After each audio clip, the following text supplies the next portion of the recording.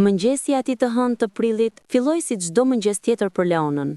Dielli sapo po ngrihej mbi qiellin e Milanos, duke ndriçuar fasadat e ndërtesave të larta që rrethonin zyrat e kompanisë Martinelli & Co, një prej firmave më prestigjioze të konsulencës së biznesit në Itali. Leona, një vajzë 28 vjeçare nga Tirana, hyri në ndërtesën e madhe të qelçit dhe çelikut me atë ndjenjë të përzier që e shoqëronte çdo ditë. Mirënjohje që kishte një punë të mirë, por edhe një ankth i heshtur për atë që e priste brenda. 3 vjet kishin kaluar që kur Leona kishte ardhur në Itali. 3 vjet ëndrash, sakrificash dhe punë të palodhshme. Ajo kishte mbaruar me nota të shkëlqyera Fakultetin Ekonomisë në Tiranë, por mundësitë atje ishin të kufizuara. Italia ishte afër, e njohur dhe plot premtime për të rinë të ambiciozëm. Familja e saj kishte shitur një pjesë toke në periferi të Tiranës për t'i paguar fillimin. Babai i saj, një burr me fytyra të rrudha nga puna në fusha dhe në kantiere, ja kishte thënë: "Shko bia ime, trego atyre se çfarë je aftë të bësh. Ne jemi krenar për ty." Dhe Leona kishte shkuar. Kishte gjetur një dhomë të vogël në periferi të Milanos. Kishte ndjekur kurse të gjuhës italiane dhe kishte aplikuar për 10 vende pune.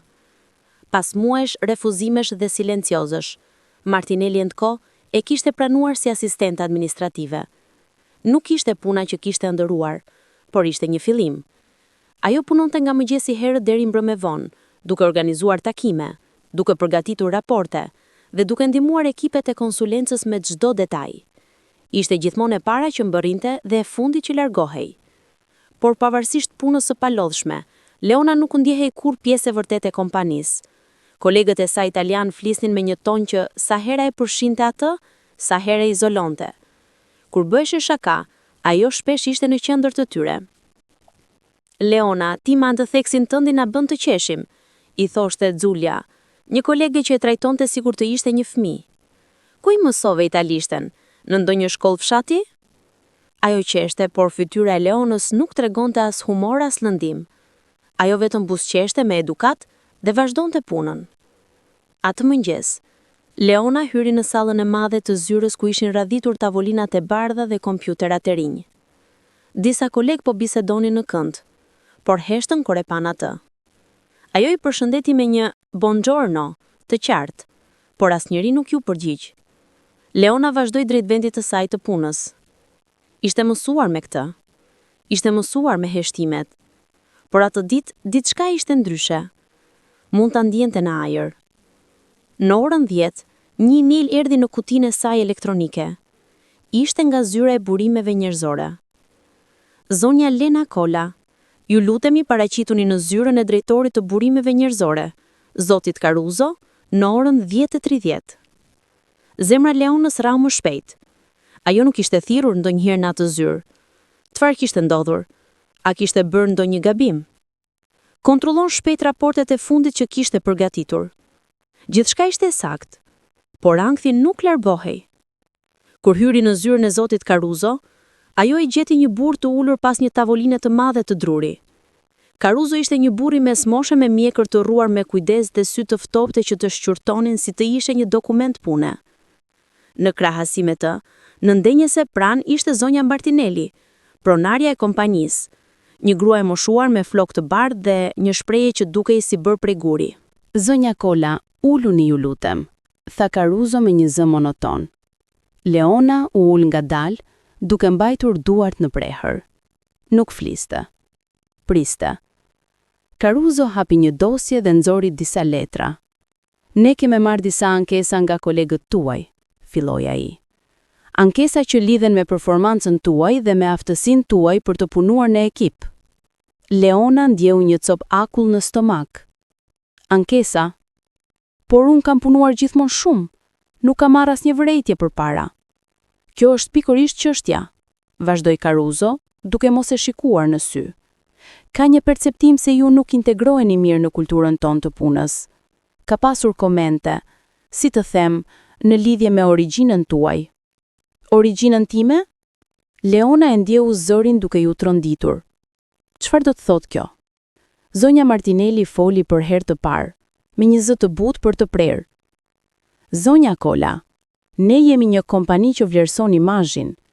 Klientët tanë janë figura të larta të biznesit italian dhe ndërkombëtar. Ata presin një nivel të caktuar, si ta them, sofistikimi. Ka pasur komente se prania juaj nuk përputhet me atë nivel. Leona ndjeu një val të nxehtë duke i përshkuar trupin. Unë kam bërë gjithçka që më është kërkuar. Kam punuar më shumë se kushdo tjetër këtu. Çfarë ka të bëjë origjina ime me punën time? Caruso mbylli dosjen. Mendojmë se do t'i ishte më mirë për të gjithë nëse ju do të largoheshit nga kompania. Do t'ju ofrojmë një kompensim për 3 muaj. Dhoma u trazua. Leona nuk besonte se çfarë po dëgjonte. Po më largoni sepse jam shqiptare? Caruso ngriti një dorë. Nuk është aq e thjeshtë. Është një çështje e përshtatjes. Ju kuptoni? Jo, nuk kuptoj, tha Leona dhe zëri i saj tani kishte një forcë që nuk e kishte pasur kurrë më parë. Unë kam punuar me ndershmëri, kam respektuar çdo rregull, kam bërë më shumë nga çfarë më kërkohej. Dhe tani po më thoni se nuk jam mjaft e mirë sepse jam nga Shqipëria? Zonja Martinelli u ngrit nga karrija e saj. Zonja Kola, vendimi është marrë. Do të gjeni letrën e largimit tuaj në zyrën e juaj. Faleminderit për kontributin tuaj. Leona u ngrit. Dora e saj dridhej. Donte të bërtiste, të qante, të thërriste padrejtësinë e asaj që po ndodhte. Por në vend të kësaj, ajo thjesht tha: "Do e kujtoni këtë ditë." Kur doli nga zyra, kolegët e saj po prisnin në korridor. Disa nga ata ja kthyen shikimin, të tjerët buzëqeshën me ironi. Leona mblodhi sendet e saj në një kuti të vogël kartoni. Një foto e familjes, disa stilolaps, një bim e vogël që i kishte mbajtur në tavolinë. E pastaj u largua. Jashtë qielli i Milanos ishte ende i kaltërt, por për Leonën bota dukej e nxirr. Javët që pasuan largimin nga Martinelli & Co ishin ndër më të vështira në jetën e Leonës. Ajo u kthye në dhomën e saj të vogël në periferi të Milanos, një hapësirë me një krevat, një tavolinë dhe një dritare që shikonte drejt një rruge të zhurmshme. Nata e parë e papunësisë, ajo ra në krevatin e saj dhe qau, derisa ju mbyllën syt. Nuk ishte qajtur kaq thellë që nga dita kur kishte lënë prindrit e saj në aeroport të Tiranës. Të nesërmen, ajo u zgjua me një peshë të rëndë në gjoks. Nuk kishte më punë, nuk kishte më qëllim. Dhe më e keqa, ndjehej e turpëruar. Si do t'i thoshte familjes e saj? Si do t'i shpjegonte babait të saj që kishte shitur tokën për ta dërguar atë këtu, se ajo ishte i larguar nga puna, sepse ishte shqiptare? Por Leona nuk ishte lloji njeriut që dorëzohej lehtë. Ajo kishte trashëguar nga babai i saj një kokë forci që her pas here shpëtonte, her pas here e merrte në rrugë të vështira. Ajo vendosi të mos u ankonte, vendosi të luftonte. Në ditët që vijuan, Leona filloi të kërkonte punë me një vendosmëri të re. Për ditë, ajo dërgonte 10 aplikime. Përdorte çdo portal pune që gjente, çdo kontakt që kishte bërë në 3 vitet e saj në Itali. Por përgjigjet ishin të pakta. Dhe kur vinte ndonjë përgjigje, shpesh ishte një refuzim i sjellshëm ose thjesht heshtje. Një mëngjes, pasi kishte dërguar aplikimin e 20 të javës, telefoni i saj u ndez. Ishte babai. "Alo, Leona, si e bia ime?" Zëri i tij ishte i butë, plot shqetësim. Leona donte t'i thoshte të vërtetën, por nuk guxoi. "Mirë jam, baba. Punë shumë, sikur gjithmonë." Mirë. Nëna jote po të pyet kur do të vish na shohësh." "Shpresoj shpejt, kur të marr pak pushim." Pas disa fjalëve të tjera, ajo mbylli telefonin dhe la sy të rrëshqasin mbi muret e zbrasta të dhomës. Gënjeshtra i kishte ardhur aq lehtë, por çfarë tjetër mund të bënte? Një javë më vonë, ndërsa Leona po ecte një për rrugët e qendrës Milanos, pa një shenjë në dritare në një kafeje të vogël. Kërkohet staf. Pa menduar 2 herë, ajo hyri brenda. Kafeja ishte vogël dhe ngrohtë, me aroma të forta kafeje italiane që mbushte ajrin. Prapa tezgës ishte një grua e moshuar, me flok gri të lidhur në bisht dhe një buzëqeshje të sinqertë. "Dëshironi diçka, zonja?" pyeti gruaja. "Kam parë shenjën jashtë," tha Leona. "Jam duke kërkuar punë." Gruaja e shqyrtoi për një moment. "Keni eksperiencë në shërbim?" Gruaja buzëqeshi. E shoh në sy tuaj që jeni serioze. Emri im është Angela, kjo është kafeja ime. Mund të filloni nesër nëse dëshironi. Ora 7 e mëngjesit. Për herë të parë në javë, Leona ndjeu një shkëndij shprese. Faleminderit shumë. Dhe kështu filloi një kapitull i ri. Leona punonte tani në kafenen e Angela, nga mëngjesi herët deri në mbrëmje. Punonte si kamariere, duke shërbyer kafe dhe brioshe, duke pastruar tavolina dhe duke marrë porosi. Paga ishte shumë më e ulët se sa kishte qenë në Martinelli & Co, por të paktën kishte diçka, kishte një qëllim. Dhe kishte Angela, një grua që nuk e gjykonte për atë nga vinte, por për atë që bënte. Një mëngjes, ndërsa Leona po pastronte një tavolinë pranë dritares, hyri një burr i veshur me kostum elegant. Ai ul dhe porositi një espresso. Leona ja solli me një buzëqeshje profesionale. Burri e vështroi për një moment dhe tha: "Ju jeni e re këtu apo jo?" "Po, kam filluar pak kohë më parë," u përgjigj ajo. "Flisni mirë italishten." "Nga jeni?" "Nga Shqipëria." Burri buzëqeshi. "Kam pasur disa kolegë shqiptar në të kaluarën. Njerëz shumë punëtor. Si quheni?" "Leona, jam Marco Santini. Punoj për një kompani të konsulencës këtu në Milano." Zemra e Leonës u ngushtua pak. Konsulencë. Fjala e urryer. Por Marco duke i sjellshëm, ndryshe nga shumë persona që kishte takuar. "Nëse ndonjëherë jeni duke kërkuar diçka më shumë se kjo punë, më lini të di. Ne jemi gjithmonë në kërkim të njerëzve të mirë." Leona e falenderoi, edhe pse nuk besonte se diçka do të ndodhte. Burrat si Marco shpesh flisnin lehtë, por harronin shpejt. Kaluan muaj. Leona punonte me kënaqësi në kafenen e Angela, por brenda saj diçka po ndryshonte. Ajo nuk donte të ishte kamariere përgjithmonë. Donte të kthehej në atë botë ku ajo kishte studiuar, ku ajo mund të përdorte aftësitë e saj. Por si? Një natë, pasi kishte mbyllur kafen dhe po kthehej në dhomën e saj, Leona vendosi të ndalej në një bibliotekë publike. Ajo kishte dëgjuar për kurse falas online, trajnime për aftësi të reja. Filloi të kërkoj dhe gjeti një program të hapur për të gjithë. Një kurs në menaxhim biznesi dhe strategji. Ishte i gjatë, i vështirë, por falas. Atë natë Leona u regjistrua dhe çdo natë pas punës ajo kalonte orë duke studiuar. Ndishte leksione video, lexonte libra, merrte shënime. Dhoma e saj e vogël u shndrua në një studio. Muri ishte mbuluar me letra me diagrame dhe shënime. Ajo flinte pak, hante më pak, për mendja e saj po zgjerohej, po rritej. Një ditë, Marco kthej në kafene. "Leona, si e?" "Mirë, faleminderit. Ju?" "Mirë, por i zën. Po kërkojmë dikë për një pozicion të ri në kompani. Asistent strategjik. Diçka thjesht fillestare, por me mundësi rritje. Më vjen ndërmend ti. A do të ishit e interesuar?" Leona e shikoi. "Jam shumë e interesuar, por dua të jem e sinqert me ju. Kam punuar më parë për Martinelli & Co. Ata më larguan." Marco ngriti vetullat. "Martinelli? Kam dëgjuar histori për atë kompani. Jo gjithmonë të mira. Pse ju larguan?" Leona mori frymthell.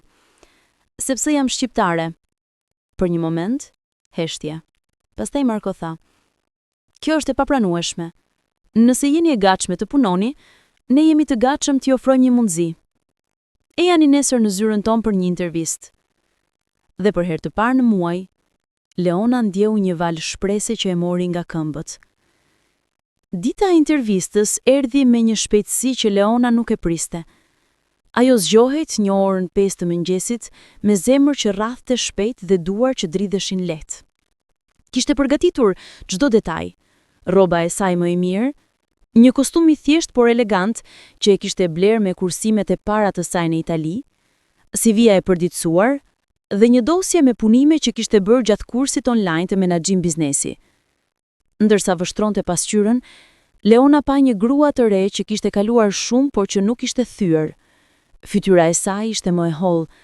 Sytë e saj kishin një thellësi që nuk e kishin pasur kur kishte ardhur për herë të parë në Itali, por brenda atyre syve ishte edhe diçka tjetër, vendosmëri. "Ti nuk ta bësh këtë," i tha vetes në pasqyrë. ti je më e fortë se sa mendon. Kompania e Marko, Santini Consulting, ndodhej në një ndërtesë moderne në qendër të Milanos, jo shumë larg nga vendi ku kishte punuar më parë. Por atmosfera këtu ishte krejtësisht ndryshe. Kur Leona hyri në hyrje, pranohet nga një recepcioniste e sjellshme që buzëqeshi dhe i tregoi rrugën drejt sallës së intervistës. Brenda Marko po priste bashkë me një grua të re të veshur me një fustan elegant profesionale. Gruaja kishte një shprehje të qetë dhe inteligjente. Leona, mirë se veni, tha Marko. Kjo është Kiara, drejtoresha jone e burimeve njerëzore. Kiara i zgjati dorën. Kënaqësi. Marko mi ka folur për ju. Uluni ju lutem. Intervista filloi me pyetje standarde. Eksperienca e saj më parshme, arsyet për largimin nga Martinelli & Co. Dhe ajo që ajo kërkonte të arrinte në të ardhmen. Leona foli me sinqeritet për gjithçka. Nuk fshiu asgjë.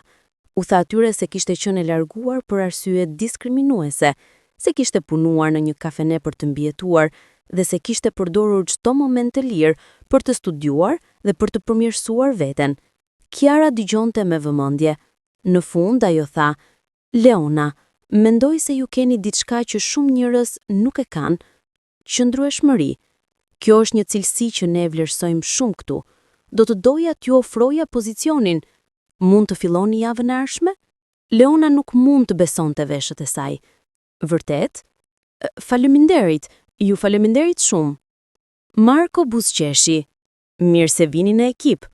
Kur Leona doli nga zyra, këmbët e saj ishin të lehta. Ndjente sikur po fluturonte. Për herë të parë në muaj, kishte diçka që e bënte ta shihte të ardhmen me optimizëm. Javët e para në Santini Consulting ishin intensive, por Leona e përthithi çdo gjë. Roli i saj ishte të ndihmonte ekipet e konsulencës me kërkime, analiza dhe përgatitur raporte për klientët. Ishte punë e detajuar që kërkonte saktësi dhe aftësi për të menduar strategjikisht. Leona punonte me orë të gjata, por kësaj radhe, puna e saj vlerësohej. Kolegët e saj e trajtonin me respekt. Askush nuk bënte komente për origjinën e saj. Askush nuk e bënte të ndjehej si e huaj.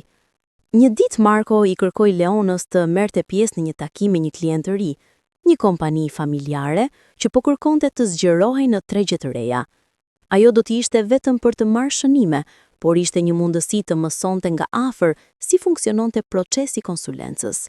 Takimi u mbajt në një sallë të madhe konferencash. Klienti ishte një burr i moshuar, pronari një kompanie të prodhimit mobiljeve dhe djali i tij, i cili po merrte gradualisht drejtimin e biznesit familjar. Leona ul në një cep dhe filloi të merrte shënime, ndërsa Marko paraqiste strategjinë e tyre për zgjerimin. Por në një moment, burri i moshuar ngriti një pyetje që Marko nuk e kishte parashikuar mirë. Po tregjet e Ballkanit, kemi dëgjuar se ka mundësi atje, por nuk dim nga të fillojmë. Marko u ngrit për t'ju përgjigjur, por Leona, pa e menduar dy herë, foli. Zoti Moreti, nëse më lejoni, unë jam nga Ballkani dhe jam e njohur me disa prej dinamikave të tregut atje.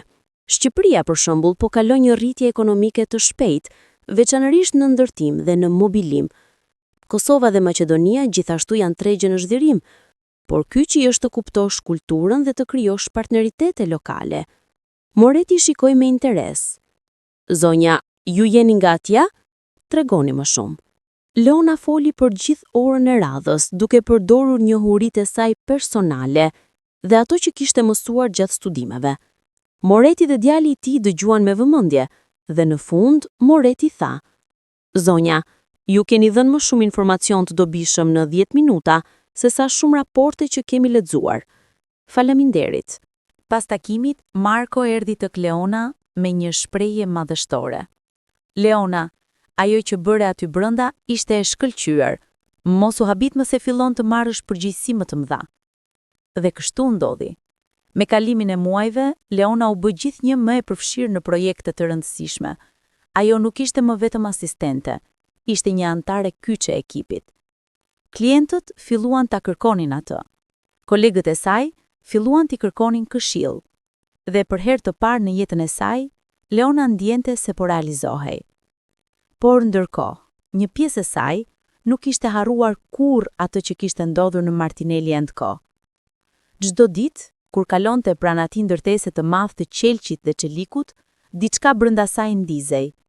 Jo urrëtie, jo hakmarrje, por një dëshirë e fortë për të treguar se ata kishin gabuar, për të treguar se vlera e një personi nuk përcaktohej nga vendi ku ai kishte lindur. Një ditë, ndërsa Leona po punonte vonë në zyrë, Kiara erdhi tek ajo. Leona, dua të bisedoj me ty për diçka. Marko dhe unë kemi diskutuar për të ardhmen e kompanisë. Ne jemi duke u rritur shpejt dhe kemi nevojë për njerëz që mund të marrin më shumë përgjegjësi. Të kanë vëzhguar me kujdes këto muaj.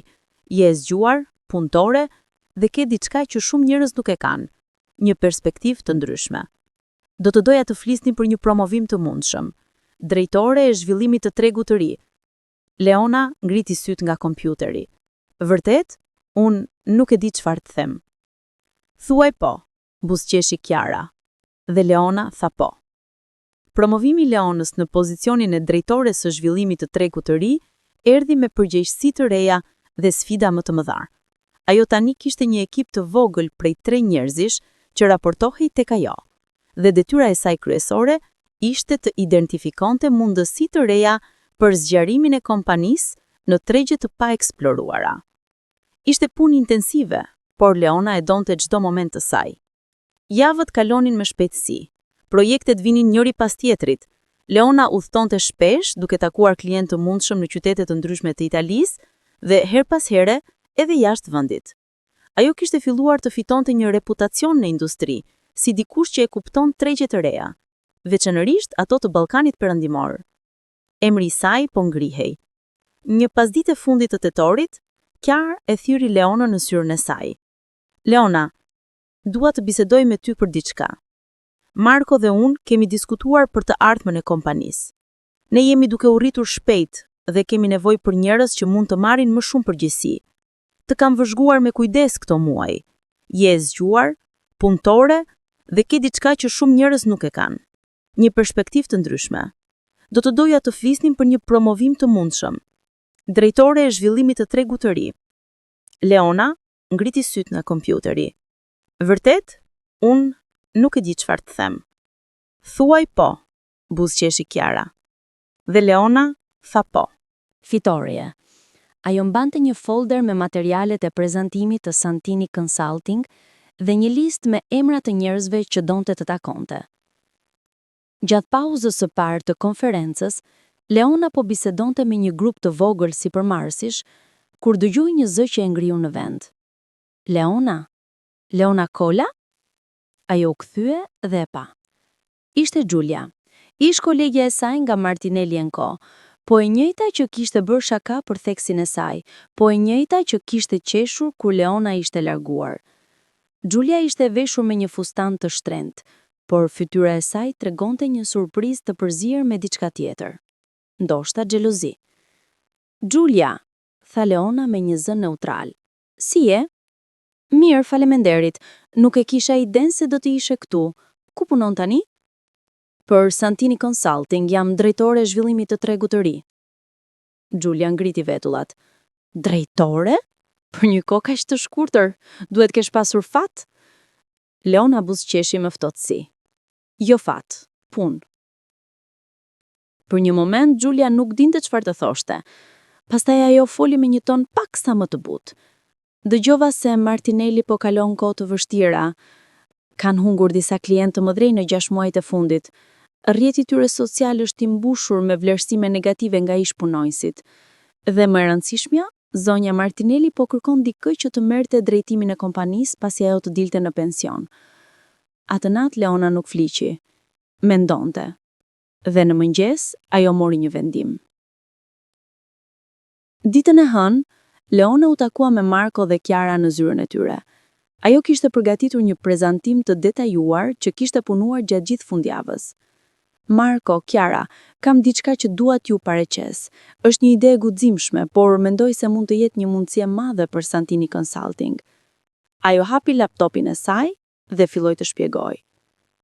Martinelli & Co është një nga kompanitë më të njohura të konsulencës në Milano, por ata po kalojnë një krizë. Kanë humbur klientë të mëdhenj, kanë probleme me menaxhimin Dhe pronarja po planifikon të dalë në pension. Mendoj se ne mund ta blejmë atë kompani.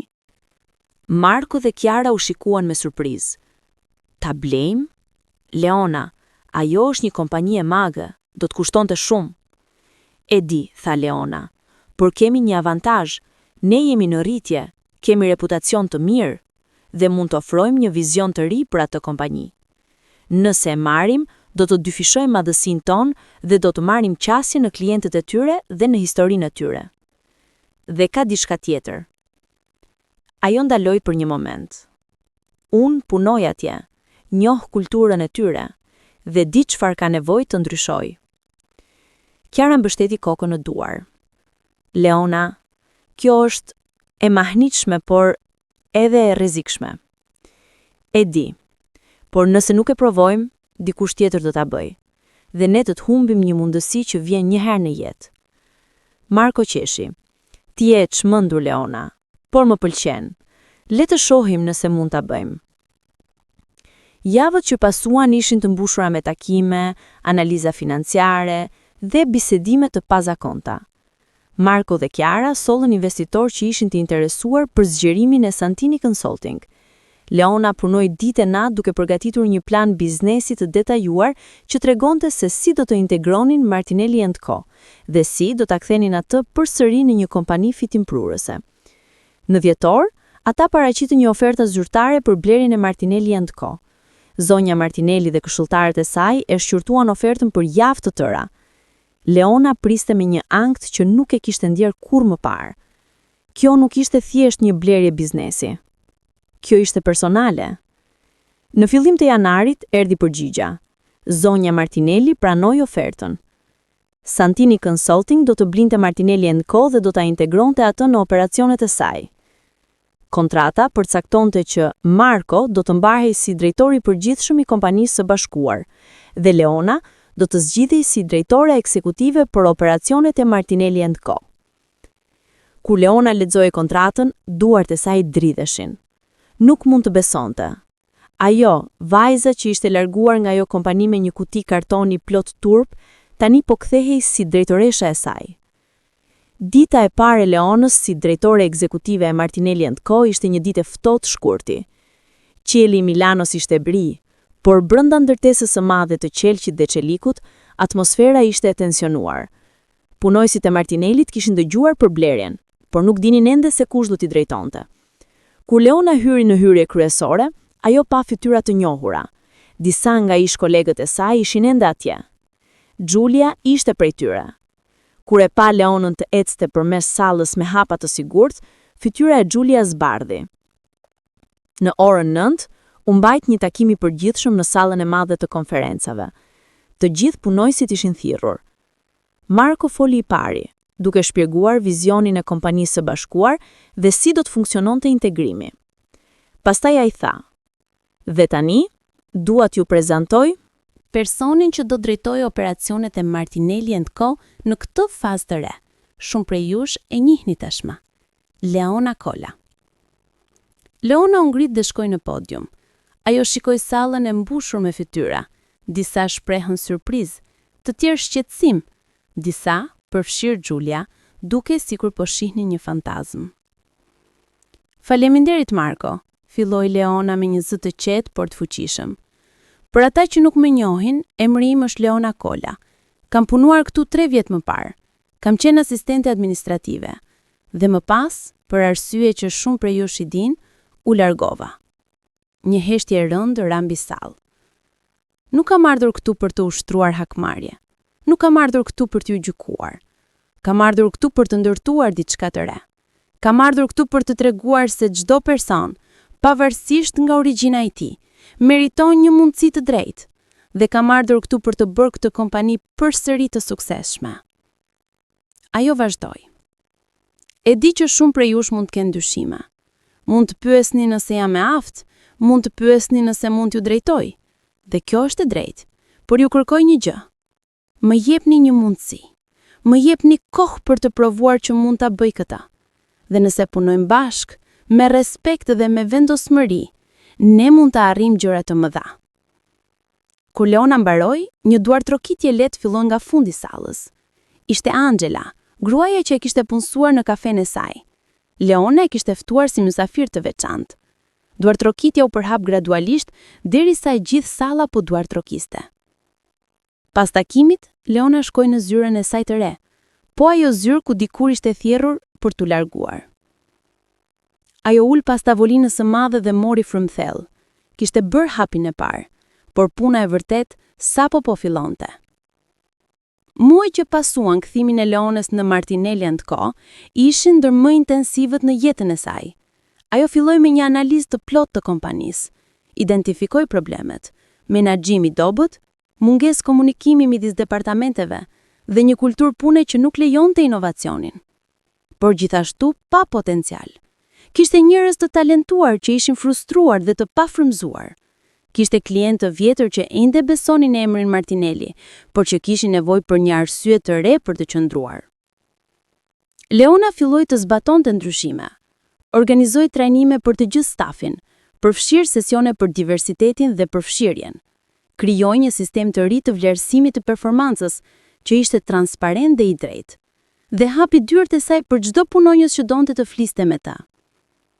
Në fillim, shumë ishin skeptik, por me kalimin e kohës, njerëzit filluan të shihnin se Leona nuk fliste vetëm.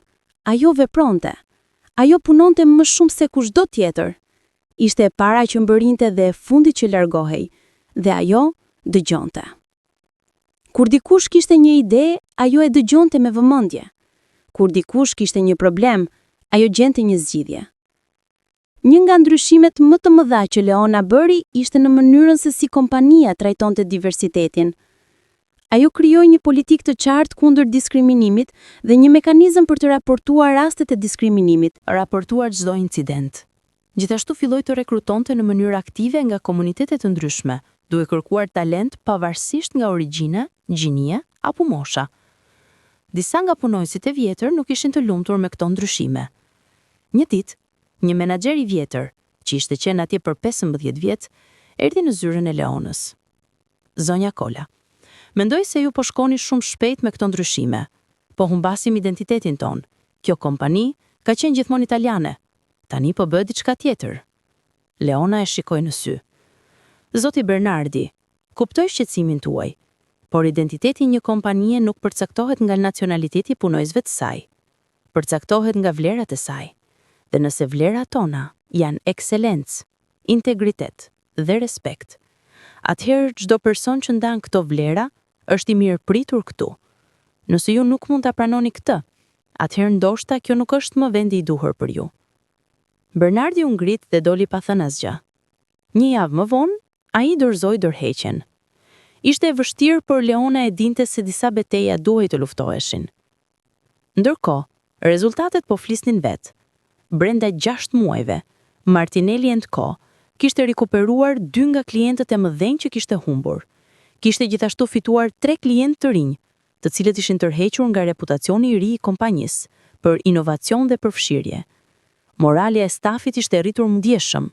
Njerëzit po punonin me një energji të re. Një ditë, Giulia erdhi në zyrën e Leonës. Ajo trokiti në derë me ngurim. Leona, a mund të flas me ty?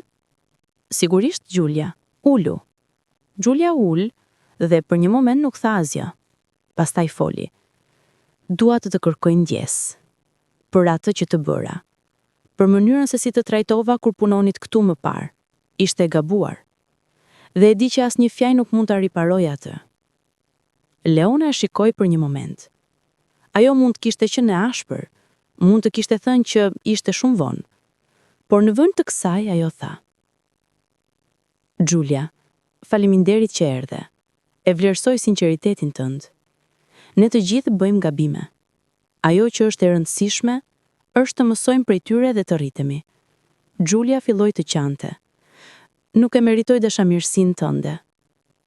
Të gjithë meritojmë një mundësi të dytë, tha Leona. Përfshirë edhe ti. Pas aty dite, Giulia u bë një nga mbështetëset më të zjarrta të Leonës. Ajo punoi me përkushtim për të ndihmuar në transformimin e kompanisë dhe u bë një shembull i asaj se si njerëzit mund të ndryshonin. Ndërsa Martinelli & Co po përmirësohej, Leona mori një telefonat që nuk e priste. Ishte nga zonja Martinelli, pronarja e vjetër e kompanisë. Leona, dëshiroj të takohem me ty, personalisht. Leona pranoi. Ato u takuan në një kafene elegante në qendër të Milanos, të njëjtën ku zonja Martinelli kishte pasur takime me klientët e saj për vite me radhë. Kur Leona arriti, e gjeti gruan e moshuar ulur pranë dritares, me një filxhan çaji përpara saj. Zonja Martinelli dukej më e vjetër se kur Leona i kishte parë për herë të fundit, por sytë e saj ende kishin atë shprehje të fortë. Faleminderit që erdhe, tha zonja Martinelli.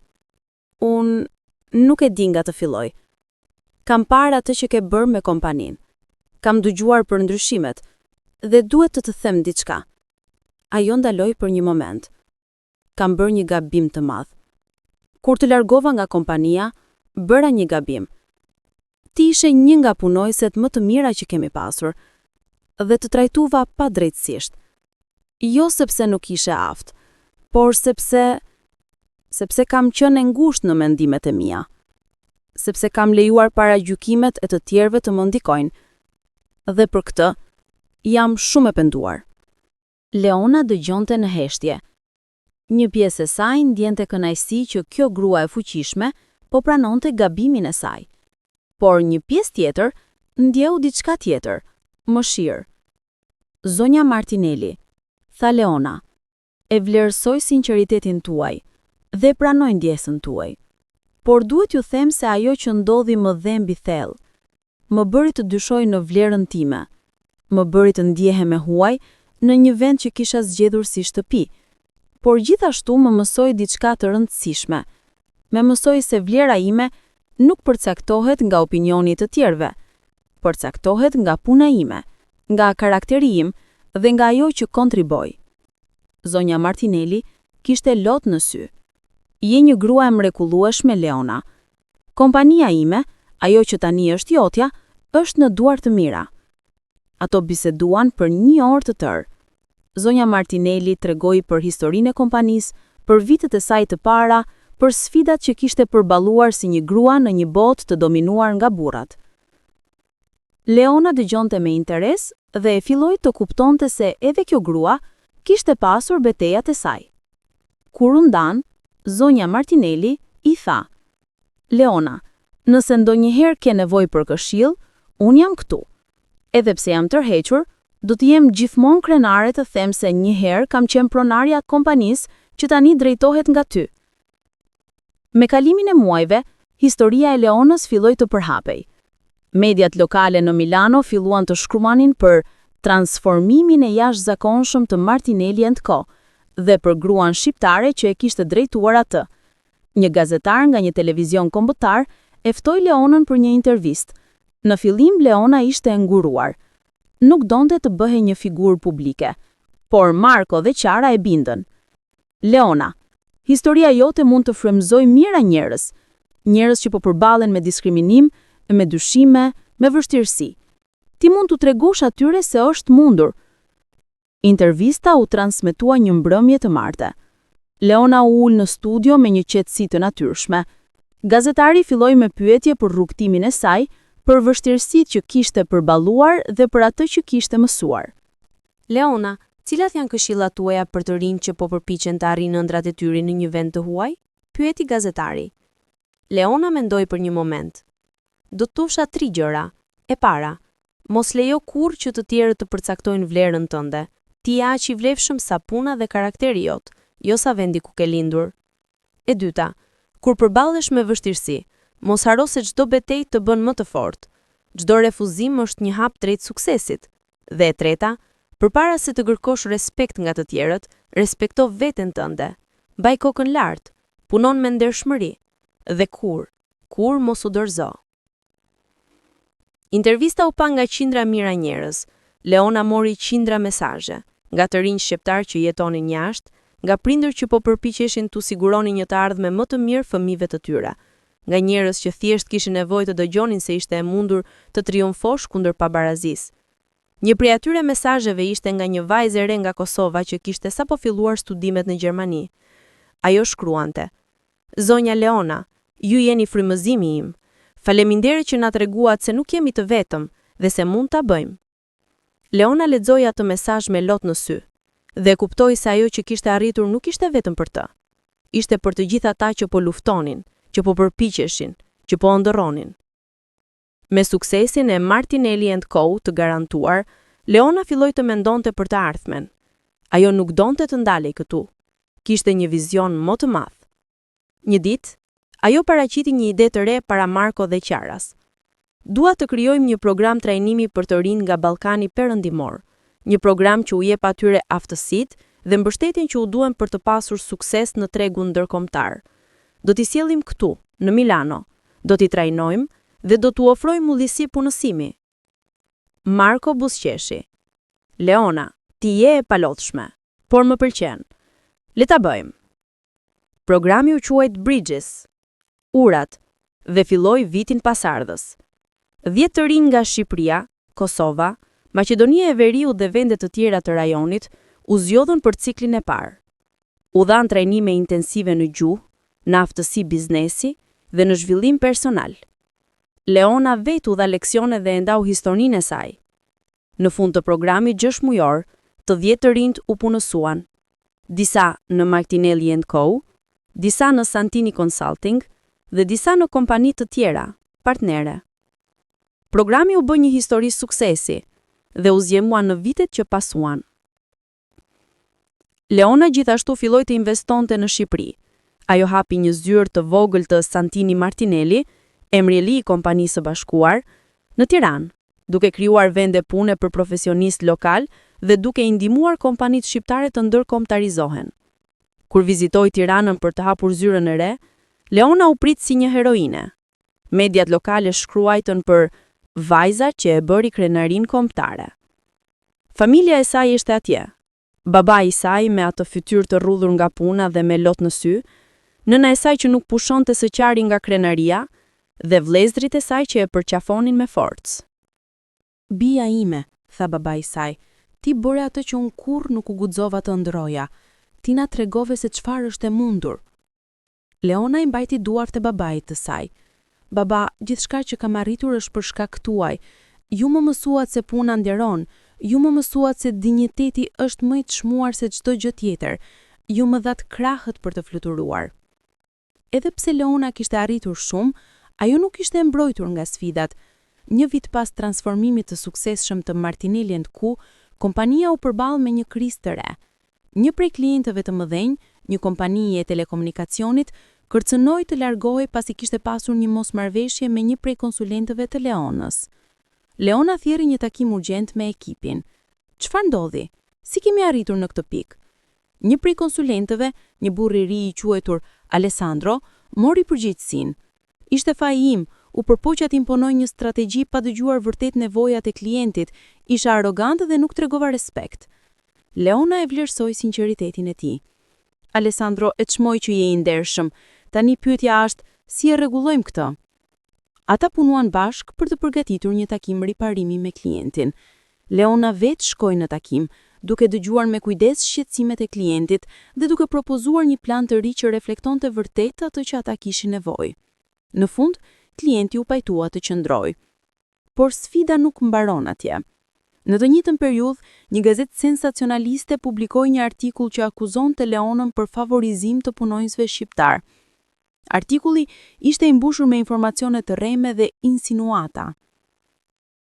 Leona ndjeu një val zemërimi, por në vend që të reagonte impulsivisht, ajo konsultoi avokatin e kompanisë dhe përgatiti një përgjigje zyrtare. Ajo gjithashtu publikoi një deklaratë në mediat sociale ku shpjegonte politikat e drejtën dhe transparente të kompanisë në rekrutim. Ne nuk punësojmë njerëz për shkak të origjinës së tyre, shkroi ajo. I punësojmë për shkak të aftësive dhe vlerave të tyre. Çdo akuzë për favorizim është e pavërtetë dhe e padrejtë ndaj të gjithë atyre që punojnë me përkushtim këtu. Mbështetja erdhi nga të gjitha anët. Punonjës të kompanisë, klient dhe njerëz që e ndiqnin historinë e saj u ngritën për ta mbrojtur. Gazeta u detyrua të publikojë një korrigjim. Për përvoja kjo, e mësoi Leonën diçka të rëndësishme. Suksesi sjell xhelozi dhe sulme. Ajo duhet të ishte përgatitur jo vetëm për të drejtuar, por edhe për të mbrojtur atë që kishte ndërtuar. 5 vjet pas largimit të saj nga Martinelli & Co dhe 3 vjet pas kthimit të saj si drejtoresha, Leona u ftua për të folur në një konferencë ndërkombëtare në Bruksel për femrat lider në biznes. Ishte një nder i madh dhe një mundësi për të ndarë historinë e saj me një publik edhe më të gjerë. Dita e prezantimit erdhi në një mëngjes pranvere. Salla ishte mbushur me qindra gra nga i gjithë Europa, sipërmarrëse, drejtoresha, lider të organizatave ndërkombëtare. Leona hyri në skenë me një përshëndetje të ngrohtë nga organizatorët. Zonja dhe zotrin, filloi ajo. Historia ime nuk është unike.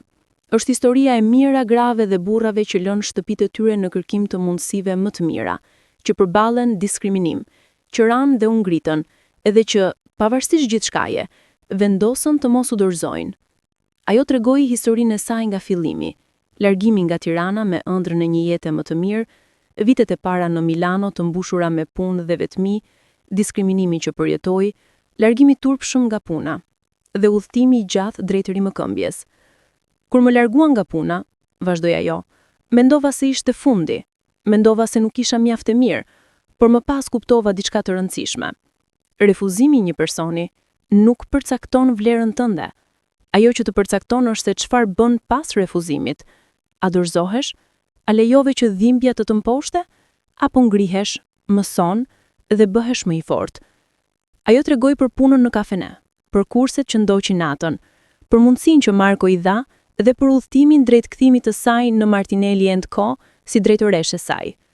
Sot, kompania që më larguan sepse isha shqiptare, drejtohet nga unë, tha ajo, dhe dëri i saj mori një forcë të re. Por kjo nuk është një histori hakmarrjeje, është një histori drejtësie. Është një histori që tregon se sistemi mund të ndryshojë, që tregon se njerëzit mund të ndryshojnë, edhe që tregon se çdo person, pavarësisht nga origjina, gjinia apo rruga e tij, meriton një mundësi të drejtë. Kur mbaroi, salla shpërtheu në duartrokitje, gra u ngritën në këmbë, disa kishin lot në sy. Leona ndjeu një val emocioni që e mbuloi plotësisht. Pas prezantimit, qindra njerëz erdhën për ta takuar. Disa donin të bënin foto, të tjerë donin këshilla, edhe disa thjesht donin ta falenderonin për frymëzimin që u kishte dhënë.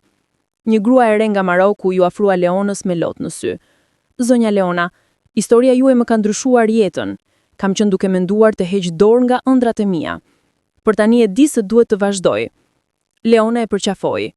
Mos u dorëzo kurrë, ti je më e fortë se sa mendon.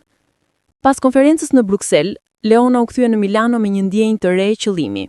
Ajo kishte parë ndikimin që historia e saj kishte pasur në njerëz, kishte parë shpresën që kishte ndezur, edhe donte të bënte edhe më shumë. Ajo vendosi të shkruante një libër, një memuar që tregonte historinë e saj në detaje, me të gjitha lëshunat e ngritjet, me të gjitha dhimbjet dhe fitimet. Libri do të quhej Nga e huaja në drejtoresha, një rrugotim dinjiteti. Leona punoi në libër për 6 muaj, duke shkruar natën pas ditësh të gjata pune. Ajo rishikoi çdo moment të rrugotimit të saj, duke reflektuar për mësimet që kishte mësuar. Dhe, kur libri u publikua, ai u bë menjëherë një bestseller jo vetëm në Itali, por edhe në Shqipëri, Kosovë edhe vende të tjera ku shqiptarët jetonin. Të ardhurat nga libri, Leona vendosi t'i përdorte për të krijuar një fondacion, Fondacioni Leona Kolla për mundësi të barabarta. Fondacioni do të jepte bursa për studentë të talentuar nga Ballkani Perëndimor që donin të studionin jashtë, por nuk kishin mjetet financiare. Do të ofronte gjithashtu trajnime dhe mentoring për sipërmarrës të rinj. Në ceremoninë e lansimit të fondacionit, Leona tha: "Unë kam pasur fat, kam pasur prindër që kanë bërë sakrifice, kam pasur njerëz si Angela dhe Marko që më kanë dhënë mundësi. Por shumë të rinj nuk kanë këtë fat. Ky fondacion është për ta, për të gjithë ata që ëndërrojnë, por që nuk dinë nga të fillojnë. Ne do t'ju japim një dorë, pjesa tjetër varet nga ju." Viti i parë, fondacioni dha 10 bursa, viti i dytë 30, edhe çdo vit që kalonte, numri rritej. Leona personalisht takonte çdo student që merrte bursë dhe i ofronte mentorim. Një nga studentët e parë që mori bursë ishte një djalë i ri nga një fshat i vogël në Kosovë. Ai ishte i talentuar në matematikë dhe inxhinieri, por familja e tij nuk kishte mundësi ta dërgonte në universitet. Fal bursës, ai studioi në një universitet prestigjioz në Gjermani. 5 vjet më vonë, ai u bë një inxhinier i njohur dhe krijoi një startup teknologjik të suksesshëm. Kur Leona e takoi atë përsëri, ai i tha: "Zonja Leona, ju më dhat një mundësi që ndryshoi gjithçka. Tani është radha ime t'i jap të tjerëve." Dhe kështu, cikli vazhdoi. Edhe pse jeta e Leonës ishte plot suksese, ajo nuk ishte pa momente të vështira. Një ditë, ajo mori një telefonat nga Tirana. Ishte nëna e saj me një zë të tronditur. "Leona, babai yt është në spital. Zemra e tij, doktorët thonë se është serioze." Leona ndjeu që bota rrëzohej nën këmbët e saj. Ajo anulloi të gjitha takimet dhe mori fluturimin e parë për në Tiranë. Kur arriti në spital, e gjeti baban e saj të shtrirë në krevat, i lidhur me tuba dhe makina. Fytyra e tij ishte e zbetë, por kur e pa Leonën, bizët e tij formuan një buzëqeshje të dobët. "Bija ime", tha ai me një zë të lehtë. "Ti erdhe." Leona ul pranë krevatit dhe i mbajti dorën. "Sigurisht që erdha, baba. Si je?" "Kam qenë më mirë", buzëqeshja ai. "Por nuk më vjen keq. Kam pasur ty duke u bërë ajo që je. Kam pasur ty duke bërë krenari kombin ton. Çfarë më shumë mund të kërkoj një baba?" Lot filluan të rrëshqasin në faqet e Leonës. "Baba, ju jeni arsyeja që jam këtu. Ju jeni arsyeja që nuk u dorëzova. Ju më mësuat se puna nderon, se dinjiteti është gjithçka." Babai i saj e shikoi me ato sy të lodhur. "Leona, dua të them diçka. Mos harro kurrë nga vjen, mos harro kurrë rrënjët. Por gjithashtu mos u ndal kurrë së ndërruari. Ti je Shqiptare, por je edhe një qytetare e botës. Ti u takon të gjitha këtyre vendeve ku ke lënë gjurmë." Atë natë, Leona qëndroi pranë krevatit të babait të saj, duke mbajtur dorën e tij derisa ai ra në gjumë. Në ditët që pasuan, gjendja e tij u stabilizua. Doktorët thanë se kishte qenë fati, por që duhet të kujdesej më shumë për shëndetin e tij. Leona qëndroi në Tiranë për 2 javë, duke kaluar kohë me familjen e saj. Ishte një kohë e çmuar, një kohë që ju kujtua asaj se çfarë ishte vërtet e rëndësishme. Kur Leona u kthye në Milano, e priti një surprizë. Një delegacion nga Parlamenti Evropian kishte ardhur për ta takuar. Ata kishin dëgjuar për punën e saj dhe donin të diskutonin për mundësinë e krijimit të një programi të madh në nivel evropian për integrimin e emigrantëve në tregun e punës. "Zonja Kola", tha kreu i delegacionit, një grua franceze e quajtur Sophie Duchamp, "puna juaj është një shembull i asaj që duhet të bëjmë në të gjithë Europën. Ne kemi miliona njerëz të talentuar që vinë nga vende të tjera, por që nuk marrin mundësinë që meritojnë. Dëshirojmë të punojmë me ju për të zhvilluar një program që mund të zbatohet në shkallë europiane." Leona ishte e mahnitur. Do t'ishte një nder. "Por duhet të jemi të sigurt që programi nuk është vetëm në letër, duhet të jetë praktik, të ketë mbështetje reale dhe të adresoj problemet e vërteta." Në muajt që pasumën, Leona punoi ngushtë me Parlamentin Evropian dhe me organizata të ndryshme për të zhvilluar një program pilot. Programi u quajt Urat Europiane dhe filloi në 5 vende: Italia, Gjermania, Franca, Spanja dhe Suedia. Qëllimi ishte të ndihmonte emigrantët të integrohen në tregun e punës përmes trajnimesh, mentorimit dhe mundësive konkrete pune. Leona u bë fytyra publike e këtij programi. Ajo udhëtoi nëpër Europë, duke folur në konferenca, duke takuar politikan dhe duke frymëzuar njerëz. Por jo të gjithë ishin të lumtur. Disa grupe nacionaliste filluan të sulmonin Leonën, duke akuzuar për promovimin e emigracionit të pakontrolluar. Disa media sensacionaliste publikuan artikuj negativ për të. Leona nuk u tremb. Në një intervistë televizive, ajo tha: "Unë nuk po promovoj emigracion të pakontrolluar, po promovoj drejtësi, po promovoj njohjen e vlerës të çdo personi, pavarësisht nga vendi ku ka lindur. Ne të gjithë jemi njerëz, të gjithë meritojmë mundësi të barabarta." Pas 3 vjetësh të zbatimit të programit Urat Europiane, rezultatet ishin të jashtëzakonshme. Mijëra emigrant kishin marrë trajnime dhe kishin gjetur punë të denjë. Qindra kompani kishin raportuar se kishin përfituar nga diversiteti i ri në stafet e tyre. Dhe më e rëndësishmja, qindra mijëra njerëz kishin filluar të shohin emigrantët jo si një barë, por si një mundësi Leona u nominua për çmimin Europiani i vitit, një nderim i dhënë çdo vit për një person që ka kontribuar në mënyrë të jashtëzakonshme në zhvillimin e Europës. Kur emri i saj u shpall si fituese, Leona nuk mund të besonte. Ceremonia u mbajt në një sallë madhështore në Bruksel. Ishin të pranishëm lidera nga e gjithë Europa, përfaqësues të OKB-s dhe qindra miq dhe mbështetës të Leonës. Kur ajo doli në skenë për të marrë çmimin, salla shpërtheu në duartrokitje. Leona qëndroi përpara mikrofonit, duke mbajtur trofeun në duar. Për një moment, ajo nuk tha asgjë. Vetëm shikoi publikun, shikoi fytyrat dhe përjetoi peshën e momentit. "Faleminderit", filloi ajo, dhe zëri i saj dridhej lehtë. "Ky çmim nuk është për mig, është për çdo person që ka luftuar kundër pabarazisë. Për çdo person që është refuzuar, por që nuk u dorëzua. Për çdo person që besoi se mund të bënte një ndryshim." Ajo vazhdoi. "Kur erdha për herë të parë në Itali, nuk isha asgjë. Isha thjesht një vajzë nga një vend i vogël që ndërronte diçka më shumë. Sot jam këtu, duke mbajtur këtë çmim dhe duke ju thënë juve, nëse unë mund ta bëj, ju gjithashtu mund ta bëni. Pavarësisht nga origjina, gjinia, mosha apo rruga juaj, ju keni fuqinë të ndryshoni botën." Ajo mbylli me fjalët që i kishin thënë babai i saj.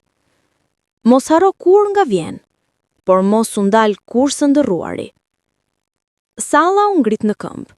Duartrokitja nuk pushoi për minuta të tëra. Dhe në atë moment, Leona e dinte se kishte arritur diçka që shkonte përtej suksesit personal. Kishte ndezur një lëvizje, kishte frymëzuar një brez. Pas ceremonisë së çmimit, Leona mori një vendim. Ajo donte të hapte një degë të madhe të Santini Martinelli në Tiranë, jo thjesht një zyrë të vogël, por një qendër të vërtetë që do të shërbente si ura midis Ballkanit dhe Europës. Një qendër që do të krijonte vende pune, do të trajnonte profesionistë dhe do të ndihmonte kompanitë shqiptare të rriten.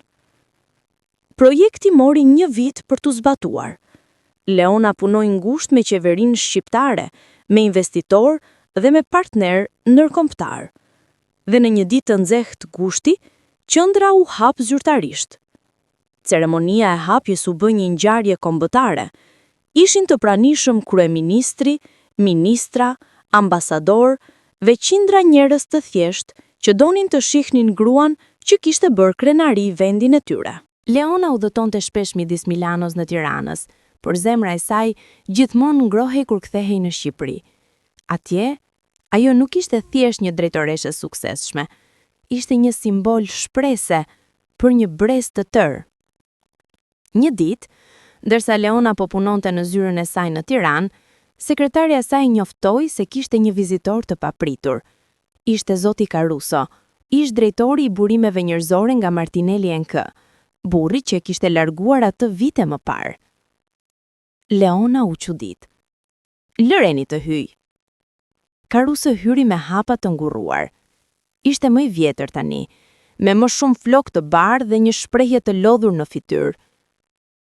"Zonja Kola", tha ai, "faleminderit që më pritët, nuk e meritoj kohën tuaj." Leona i tregoi një karrige. "Uluni, çfarë mund të bëj për ju?" Caruso uli dhe për një moment nuk foli. Pastaj filloi. "Kam ardhur për t'ju kërkuar ndjes, për atë që bëra vite më parë, për mënyrën se si ju trajtova. Ishte e gabuar, ishte e padrejtë, dhe kam jetuar me atë peshë për vite." Leona e dëgjoi në heshtje. "Pas asaj dite", vazhdoi Caruso, "gjërat filluan të shkatrohen në Martinelli.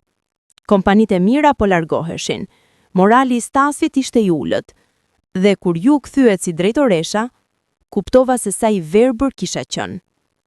Ju ishit pikërisht ajo që kompania kishte nevojë, por unë nuk e pash, dhe për këtë jam thellësisht i penduar." Leona mori frym thellë.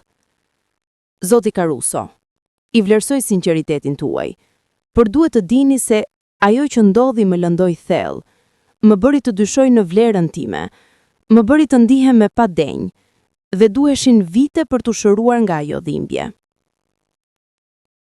E di, tha Caruso, dhe kishte lot në syrë, dhe asgjë që them nuk mund ta zhbëj atë, por doja që të dinit se ju keni qenë një mësim për mig, një mësim se çfarë kisha humbur për shkak të paragjykimeve të mia, dhe që atëherë kam përpjekur të bëhem një person më i mirë. Leona e shikoi për një moment të gjatë. Pastaj tha: "Zoti Caruso, të gjithë bëjmë gabime. Ajo që është e rëndësishme është të mësojmë prej tyre. Ju jeni mësuar, dhe kjo është ajo që ka rëndësi. Ju e pranoj ndjesën tuaj, dhe ju uroj paqe." Caruso u ngrit, i shtrëngoi dorën Leonës dhe doli me një lehtësim të dukshëm në fytyrë. Pas largimit të tij, Leona qëndroi ulur në zyrën e saj, duke shikuar drejt dritares. Ajo ndjeu se një kapitull tjetër kishte mbyllur, dhe se ishte gati për të ardhmen. Me kalimin e viteve, Leona vazhdoi të zgjeronte punën e saj. Ajo nuk punoi vetëm në biznes, por edhe në arsim dhe në filantropi. Krijoi shkolla trajnimi në disa qytete të Shqipërisë dhe të Kosovës. Financoi projekte që ndihmonin gratë sipërmarrëse dhe vazhdoi të jepte frymëzim nëpërmjet fjalimeve dhe librave të saj. Por ndoshta arritja më e madhe e saj ishte ndikimi që kishte në jetën e njerëzve të thjeshtë.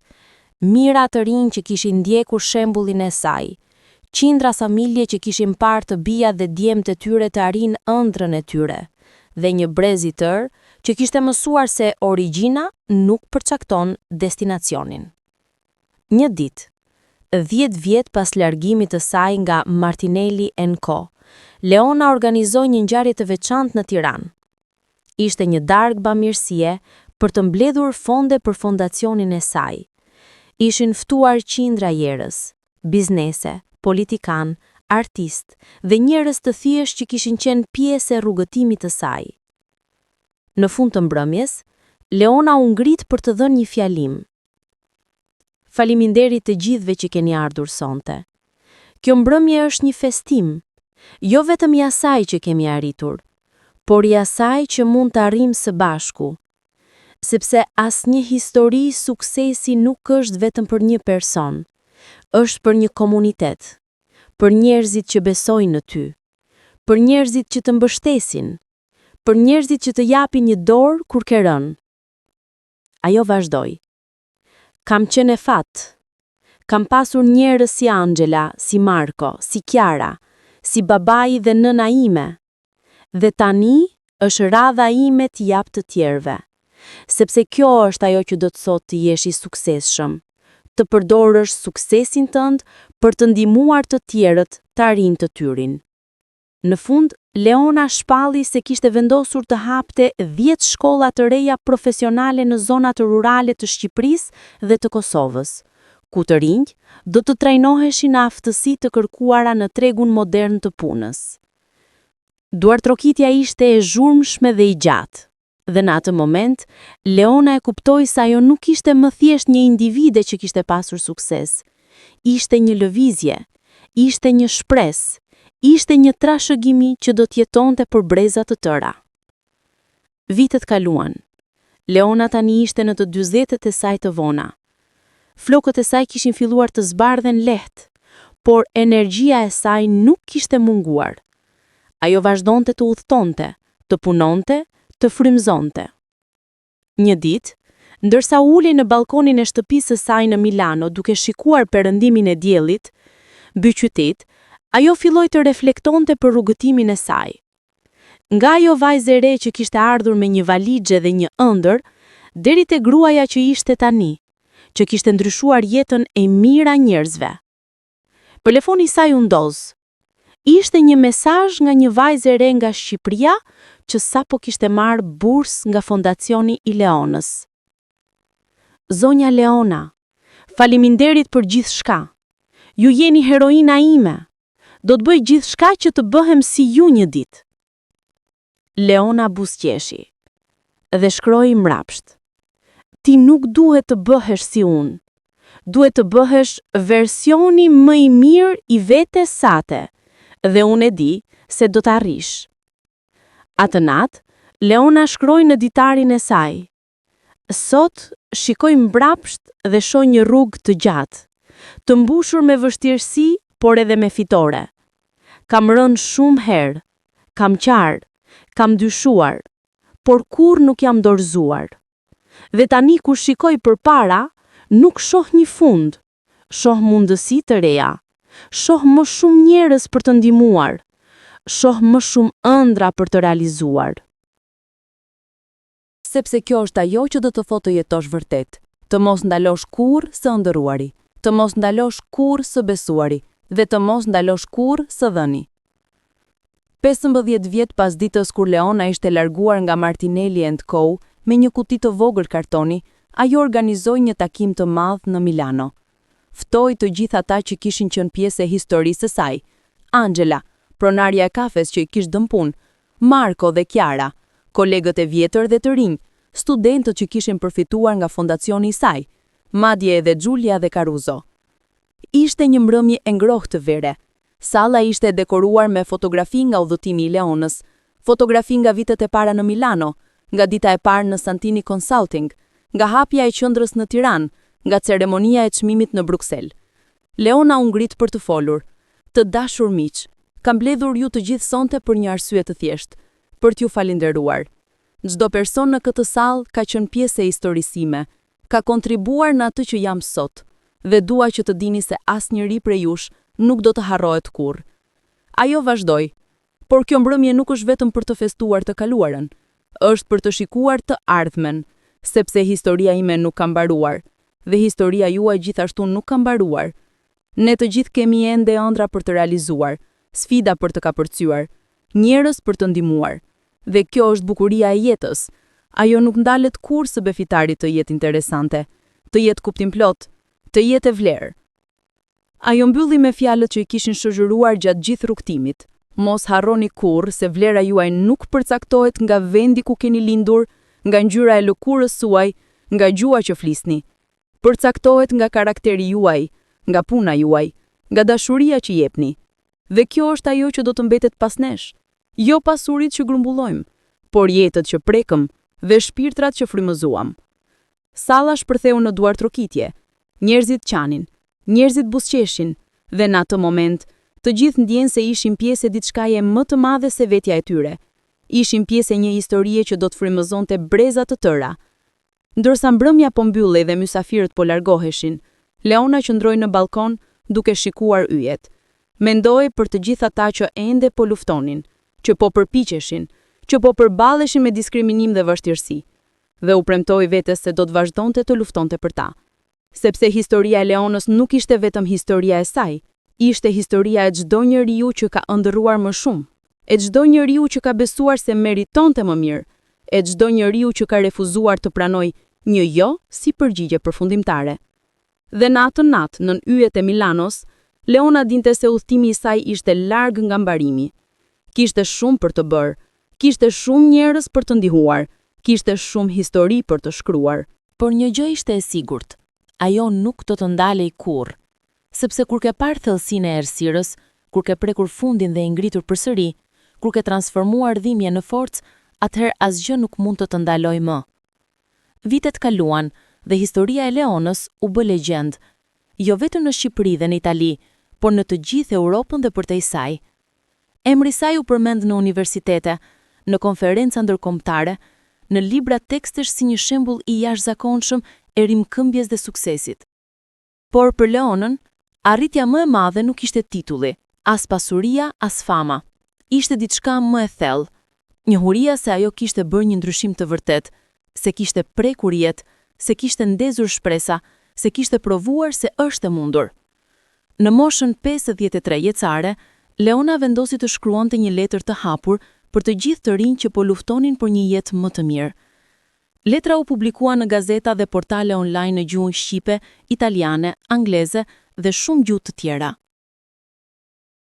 Të dashur të rinj, nëse po lexoni këto fjalë, ka të ngjarë se jeni në një pikë të vështirë të jetës suaj. Ndoshta jeni larg nga shtëpia, ndoshta po përballeni me diskriminim, ndoshta po dyshoni në vlerën tuaj. Dua t'ju them diçka. Ju jeni të vlefshëm. Ju meritoni mundësi. Ju meritoni respekt. Dhe pavarësisht nga sa e vështirë duket rruga tani, ajo do të bëhet më e lehtë. Kam qenë në vendin tuaj.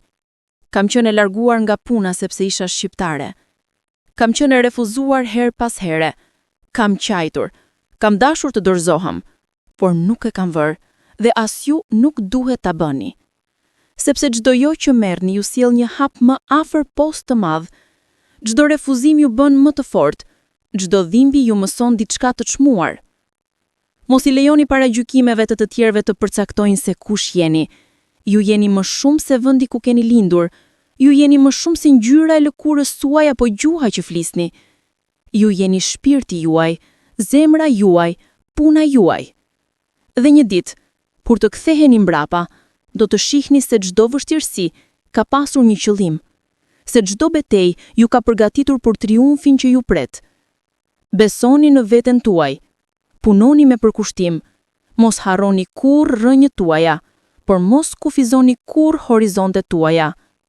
Dhe kur të arrini majën tuaj, mos harroni të zgjasni dorën për t'i ndihmuar ata që ende po ngjiten.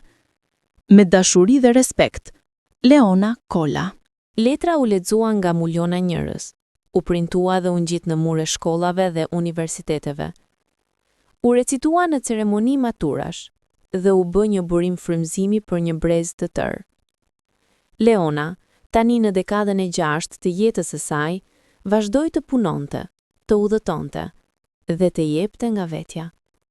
Kishte hapur tashmë 50 shkolla trajnimi në Ballkanin Perëndimor. Kishte dhënë mbi 5000 bursa. Kishte krijuar vende pune për mijëra njerëz. Por më e rëndësishmja, ajo kishte ndryshuar mentalitetin e një shoqërie të tërë.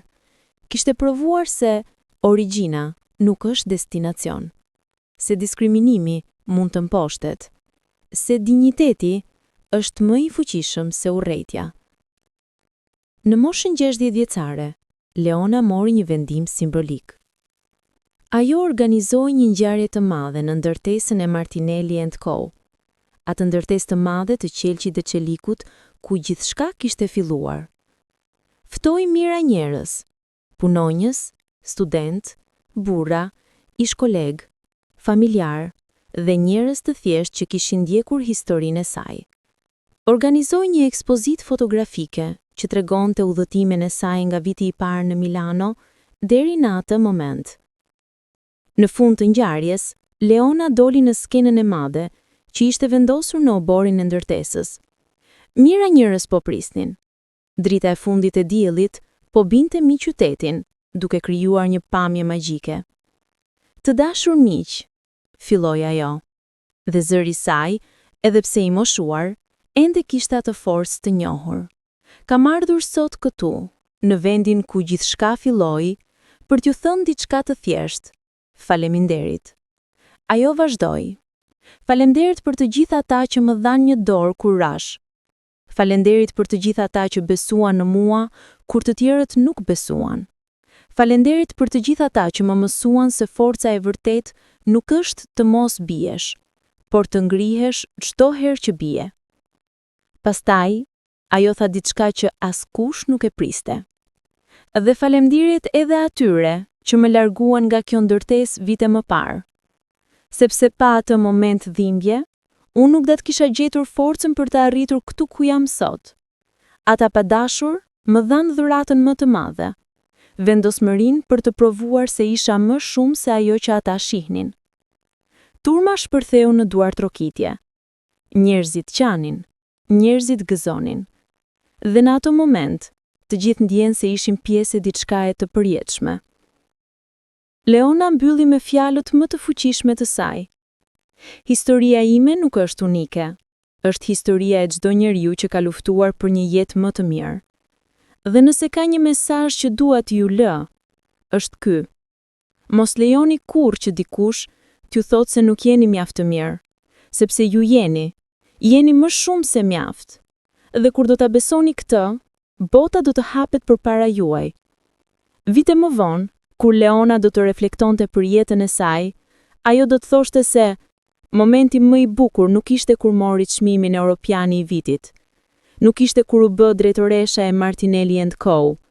Nuk ishte as kur hapi qendrën në Tiranë. Momenti më i bukur ishte kur një vajzë e re nga një fshat i vogël në Kosovë i shkroi: "Zonja Leona, faljush kam besuar se edhe unë mund ta bëj. Sapo kam marrë diplomën time në inxhinieri dhe një ditë do të ndihmoj vajzat e tjera si mua." Sepse kjo ishte trashëgimia e vërtet. Jo ndërtesat që kishte ngritur, jo paratë që kishte bërë, jo tituj që kishte marrë, por jetët që kishte prekur, shpresat që kishte ndezur dhe brezat që do të vazhdonin rrugën që ajo kishte hapur. Dhe kështu mbyllet historia e Leonës, por vetëm kjo histori. Sepse ka mijëra histori të tjera si kjo. Ka mijëra Leona të tjera që po luftojnë sot. Dhe nëse ju jeni një prej tyre, dini këtë. Historia juaj po shkruhet tani dhe ka fuqinë të frymëzoj botën. Mos u dorëzoni kurrë, besoni në veten tuaj. Dhe një ditë, kur të shikoni mbrapa, do të shihni se çdo hap, çdo dhimbje, çdo betejë kam pasur një kuptim. Sepse ju nuk jeni vetëm një emër, ju jeni një forcë, ju jeni një shpresë, ju jeni e ardhmja. Historia Leonës Kolla, nga e larguar me turp në drejtoresha me krenari, nga e diskriminuar për origjinën në frymëzim për miliona, nga e refuzuar për atë që ishte në e respektuar për atë që arriti. Dhe nëse ka një mësim që kjo histori na mëson, është ky. Kur, mos lejo që dikush të përcaktoj vlerën tënde, sepse vlera jote nuk vjen nga ajo që të tjerët mendojnë për ty. Vjen nga ajo që ti beson për veten tënde. Dhe kur e beson me gjithë zemër, atëherë asgjë, absolutisht asgjë, nuk mund të ndaloj. Faleminderit që ndoqët këtë histori deri në fund. Nëse u frymëzuat, lini një like dhe shkruani në komente çfarë mendoni. Cila është historia juaj? Çfarë po përballeni tani? Le ta diskutojmë bashk. Dhe mos harroni, çdo histori e madhe fillon me një hap të vogël. Hapi juaj mund të jetë sot. Bëjeni atë.